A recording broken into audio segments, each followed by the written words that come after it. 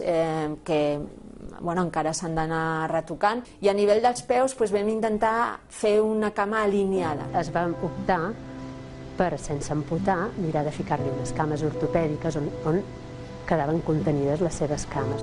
Era posar tota la cama dins i allò que cada matí penses, li has posat i arriba i que no acaba d'entrar bé, no li acaba perquè era tot, els dits, tot allà dins. Aquí a l'escola no deia res, però per exemple arribava a casa i, ostres, la mare quan els hi treien veien que la Maria havia fet una llaga superdolorosa. Dius, no, això no pot seguir així. Quan realment els hi planteges al pare que el fet d'operar-los moltes vegades, el resultat final no serà bo. Un dia vaig anar de visita sola, sense el nen, sense l'agobio aquest, amb una llista de preguntes. I em va contestar. I en canvi, amb una sola cirurgia i aplicant tècniques ortopèdiques, el resultat serà molt bo.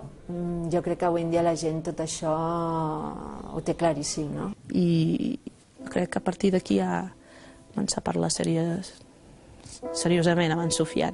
I ell que no volia. Parlar fa mal, però s'havia de parlar, perquè per tenir la certesa quan és un no amb informació. Fins que un dia estàvem aquí, va passar el temps, ja no parlàvem més, i bé, mama, vull fer l'operació. Estava jugant, sí, mentre jugava, dic, no s'ho ha pensat. Dic, saps el que és, no? I diu, sí. Dic, és tallar aquí. Diu, sí, vull fer l'operació.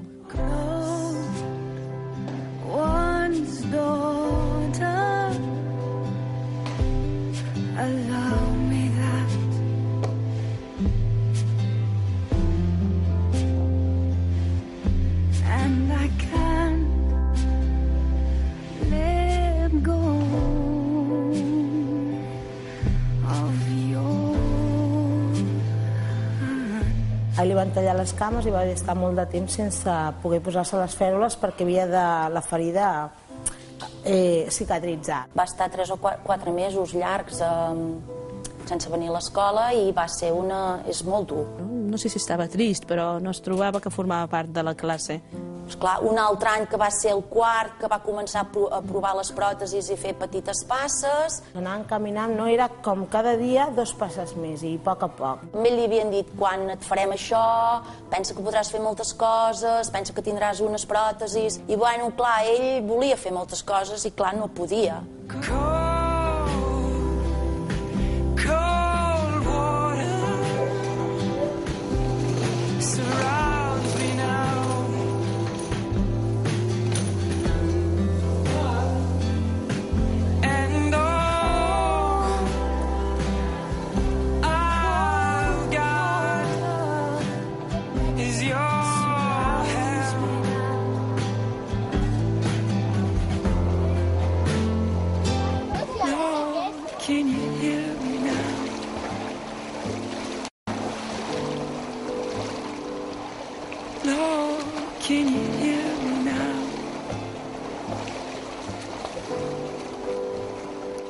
Li encanta la natació, però per passar-s'ho bé, però no jugar.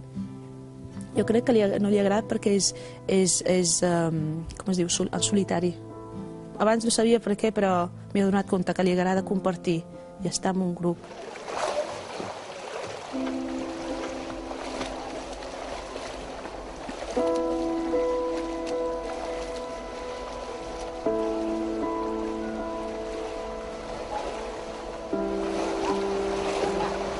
I llavors aquest any ha vist que el món se li obria. Sí. Perquè, bueno, amb això del bàsquet... Pasa en diagonal. Vale. Bien hecho el reverso. Y ahora hacia adelante. Vamos ahí, protege la pelota, ¿eh? Ahí, frénate. Pásala.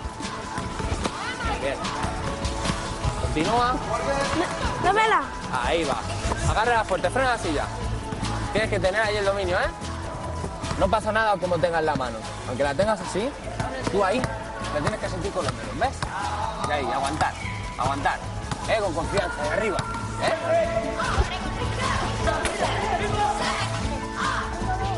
Aquí quan arriba, que és un mes, ni és ni millor ni pitjor, ni és més discapacitat ni menys discapacitat, sinó que és un mes amb la igualtat de condicions i és capaç de poder disfrutar de la seva activitat, és quan ell se sent realitzat i llavors és quan és feliç. Sé que pasa la por detrás, entonces que tiene que ser exactamente igual. ¿Veis? ¡Anda, qué guay! ¿Ves? Entonces, puedes estar, yo ahora mismo estoy jugando contigo, me estás dando, ¿no? Empezar a trabajar los movimientos con la silla, todos, ¿vale? Entonces, ¿qué os ha parecido? Bien. ¿Queréis llegar a controlar la silla así, dominar la pelota? Quan parla del bàsquet i el que fa als entrenos és que és allò de que per fi ha trobat ell el seu mitjà de poder participar i sentir-se que realment participa. De fet, abans era com que no hi havia cap camí definit en l'aprofitament de la cadira. Va veure l'habilitat que ell podia tenir i ja no el van aturar, i la família feliços i contents de veure el nen tan motivat. Sofian allà ha començat a canviar, és com un...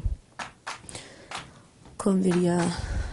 és com una empenta, perquè el veia com...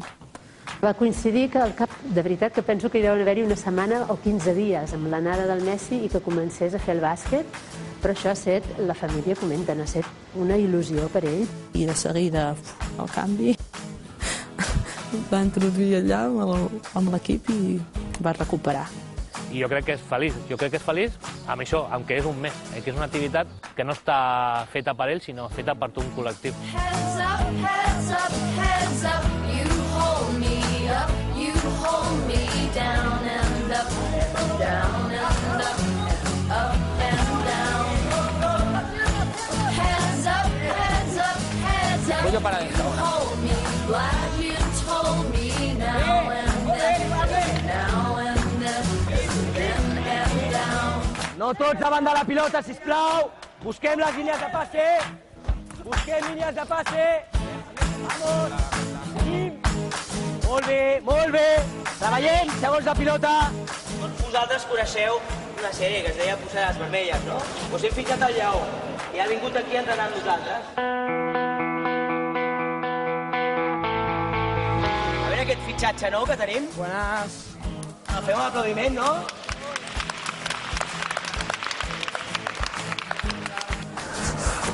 Yo no tengo ni idea de eso. ¡Ay! ¡Ah!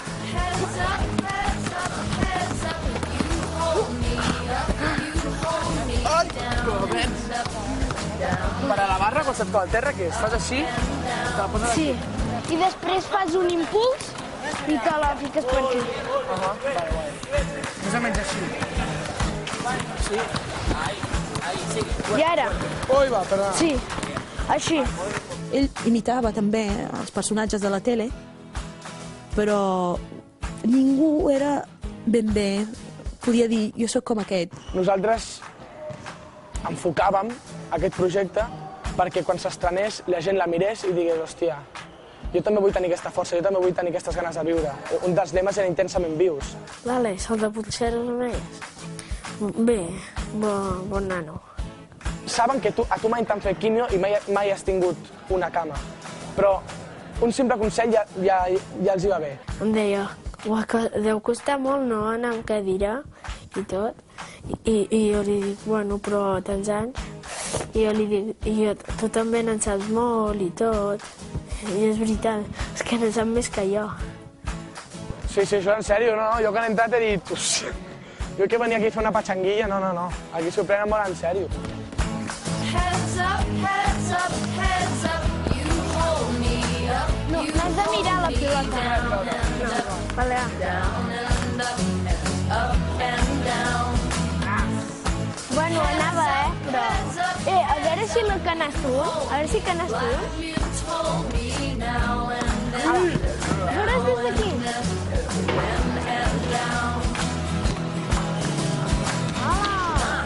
Que n'en saps, Si no saps més que jo.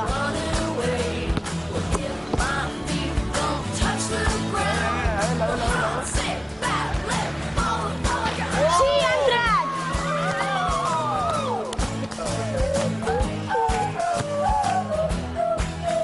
Una de les coses que més admiro d'aquestes persones és que tot i que tinguin tots aquests impediments i estiguin passant pel que estan passant, tenen un somriure a la cara 24 hores al dia.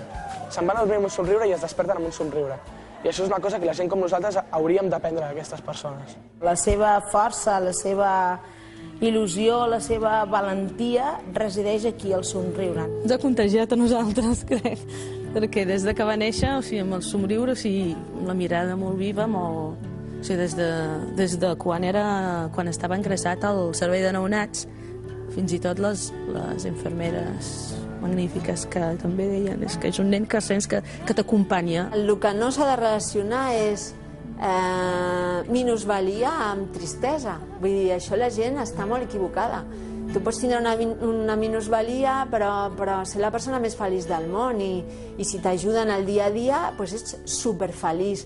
Si els teus petits projectes o les teves petites il·lusions les vas conquerint dia a dia, doncs ets una persona feliç.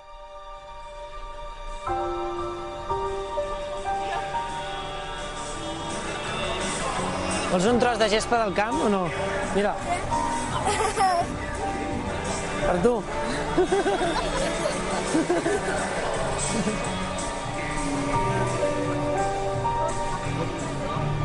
Puja i baixa escales, no? Sí, a poc a poc. Sí, no, a poc a poc. Hem d'anar per aquí. Si no el pugem, eh? Sí? Podràs baixar o et pujo? A veure...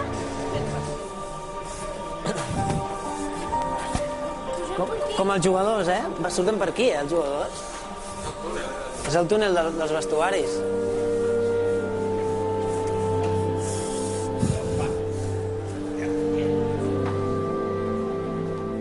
Per ell pujar unes escales és una passada. I què és per nosaltres pujar unes escales? Doncs bueno, no? Anar avançant. Però si tu mires una mica al rerefons de tot això, nosaltres com va acabar el partit, bueno, vam entrar al camp, vam passar pel túnel de vestidors i me'n recordo també que li vam dir Sòfia, en t'ajudem, clar, perquè hi ha totes les escales de pujar del túnel de vestuaris. Li vam dir, Sòfia, en t'ajudem a pujar, i va dir, no, jo pujo com els jugadors. Saps? Són moments que per ells són superespecials, perquè ella en aquell moment es va sentir un jugador del Barça. ¡Campeón!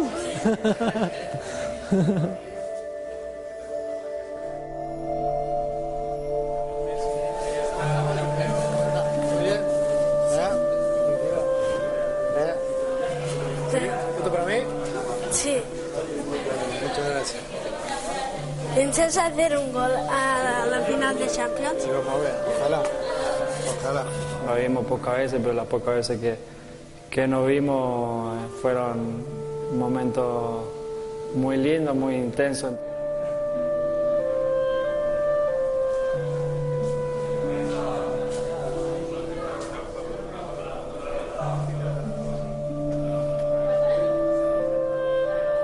No, siento que son abrazos muy naturales, que sin conocernos prácticamente nos agarramos un cariño mutuo que por eso es lo que transmite, todo tan natural que la gente lo ve de esa manera.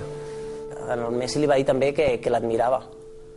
I clar, per ell això també va ser com supermàgic, no? Perquè va dir, el Messi m'admira a mi, que aquí sóc jo. Diu, Ruth, i em va dir que m'admirava. El Messi m'admirava a mi. Jo deia, evidentment, dic, perquè tu, dic, ell fa gols, dic, però tu t'aixeques cada dia, però Ruth, és que m'admirava en Messi. A vegades et dius, hòstia, sóc un nen que em coneix el meu pare, la meva mare i ja està. No, perdona, tu ets un exemple per tots, per al Messi, per... Creo que vos sos más ejemplo que yo y que cualquiera para cualquier gente, sea chico, grande, el que sea, vos sos una persona que hay que mirar. Em vaig sentir molt alegre. No sabia, bueno, molt emocionat i tot. I no sabia què dir.